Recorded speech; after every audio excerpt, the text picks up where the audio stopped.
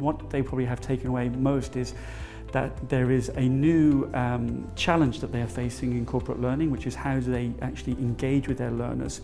They're finding that their current learning practices are not really working very well, and they're looking to see new methodologies and new training methods that can actually help them to engage with their learners and actually to deliver when they're actually investing money, which is very important. I think that's number one. I think the second thing that people are actually finding is that there are new solutions out there that are very different to the traditional face-to-face.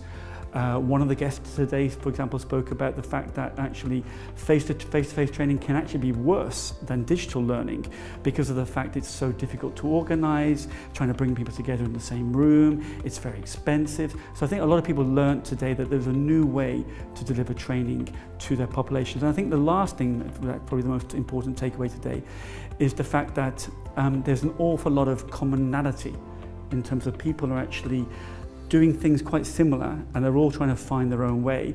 And it was very interesting with our guests and our panelists from AXA, from Orange, and from BNP Paribas, that they had a lot of shared goals with their corporate training, and there was a very much a sense of purpose there in what they were doing.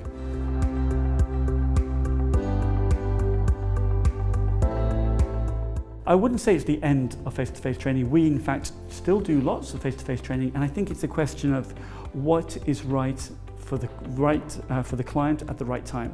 Of course, there are examples when face-to-face training is very effective. For example, a lot of our intercultural training we deliver face-to-face, and that's very effective and very powerful. But I think nowadays, with the modern learner who is constantly on their smartphone, they've got ubiquitous internet connection, they're on the move, they're time poor, they've got very difficult work-life balance challenges.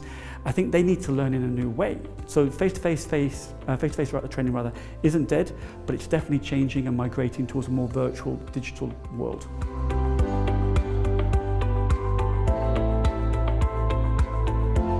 Well, VR, also virtual reality and augmented reality, artificial intelligence, a lot of these subjects, themes, changes are coming thick and fast into the market, and we're definitely embracing them. And I think it's going to be a very interesting next 5 years in corporate learning, how companies such as Learnlight integrate virtual learning and augmented reality into our learning.